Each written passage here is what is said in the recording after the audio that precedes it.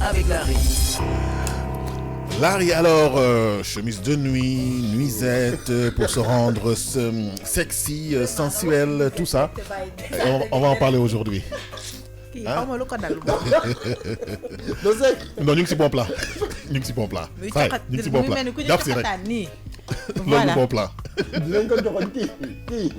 Alors Larry, on y va, nuisette yi. Allez, respire un bon coup.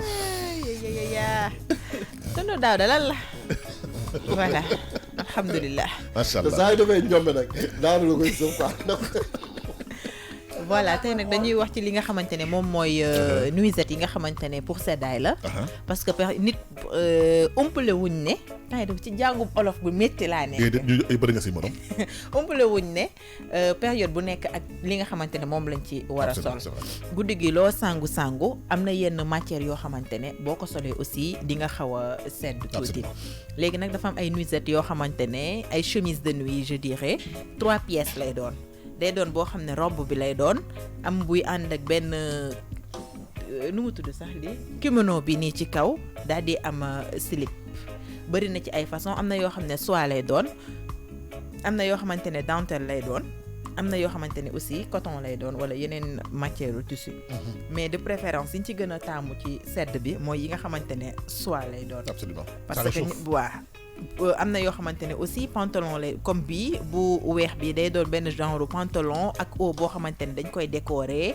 dafay rafet classe mën nga ko sol guddi gi yëpp te sedd bi sexy te doo attraper froid am na ci différentes couleurs am na ay rouge mais attraper froid. donc attraper sa àll sedd bi dafa metti de. célibataire xanaa. célibataire ba si lan sedd bii nii sedd Sénégal bi bokkul ak sedd yi nga xamante ni.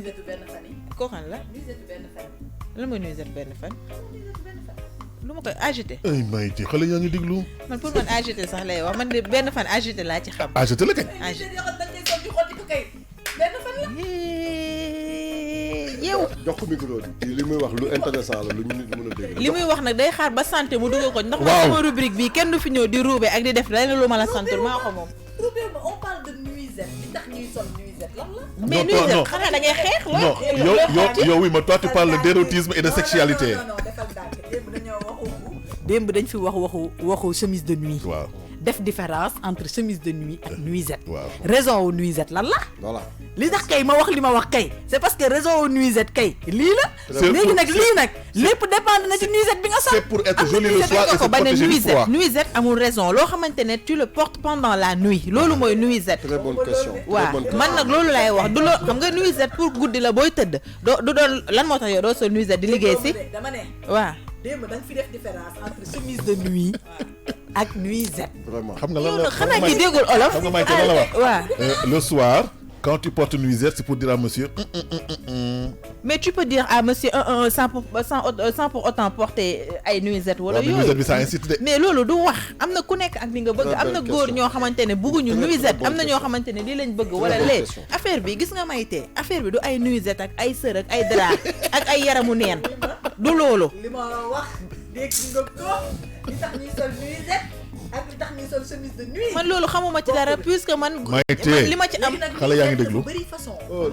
muy expliqué xam nga sànq mu ngi expliqué différence nuisette yi bañ na ko ba nee na bii dafa am pantalon bii robe la am na yoo xam ne du robe du pantalon du dara ay buum kese la am na yoo man di tudduma fi buum tudduma fi élastique tudduma fi yooyu yëpp bi ma commencé ak xale yi dañ ñoo déglu non. li ma bëgg a wax na yiw mooy Maïté mi caay-caay ko jàpp waaye leneen jàpp ko ay nuisette ak yii nii yëpp waaye xoolal amul xam nga nuisette nga ne pour góor ñi tax ñu koy sol man xamuma sax man yow nuisette man laa xamul sax de lii dafa rafet man xam nga lan moo tax bu ma demoon ba di ko sol genre yi rafetaayam moo may neex ak luxe mais man lii gisuma ci loo xam ne am na benn sens bu ma ne loo xamante ne da nga koy jëndee xoolal elle parle pour elle.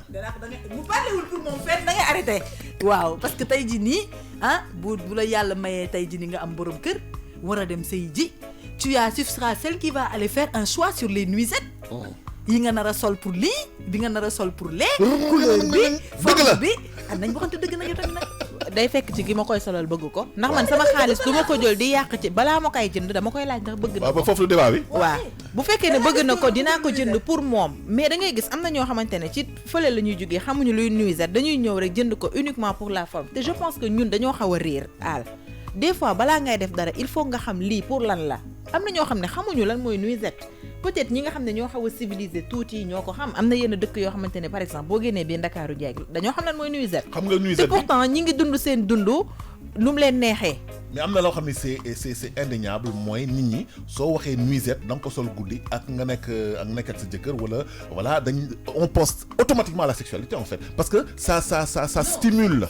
Moi je pense que voilà c'est sensuel en fait c'est sensuel. Je pense pas que ce soit forcément une histoire de sexualité. Non sensuel. xam nga li nga doon li Seydina doon laaj ci sànq naan ndax nuisette góor dafa am bañ koy reetaan di waxu string ak ñoom seen en fait aujourd'hui comme on dit xam nga tey quand on parle de jonge tout ça fait partie dans ce cercle-là, dans ce cercle de jonge. Ouais. C'est pas parce qu'aujourd'hui tu portes une jolie nuisette pour jagar defante que forcément non voilà que forcément ça tu as envie de faire voilà parfois c'est juste dans le ça fait partie de li nga xamantene moy ce qu'elle dit aussi à la base suñu ménage voilà ça fait partie c'est quelque chose par exemple tu vas avoir la nuisette elle est différente de la chemise de nuit lan moo tax différence bobu am parce que bu ci nek ak li muy représenter tay quand tu portes une nuisette tu es sexy tu es sensuel voilà tu es sensuel tu apportes le désir c'est différent de quand tu portes par exemple peut-être une chemise de nuit où c'est juste un pantalon et une chemise c'est différent.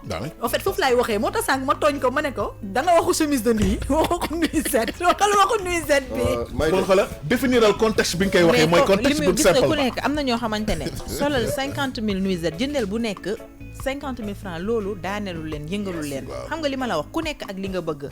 am na ñoo xamante ne mën nga sol sa nuisette duñ ko yëg. que nga sol sa benn camisole wala ndoket ñoom ñu sentir ne seen jabar la ñu nekkal gis nga jonge du ci ay nuisette ak ay sëru naan lekk ay leneen c'est pour agrémenter am na ñoo xamante ne seen jonge ci seen làmmiñ la voilà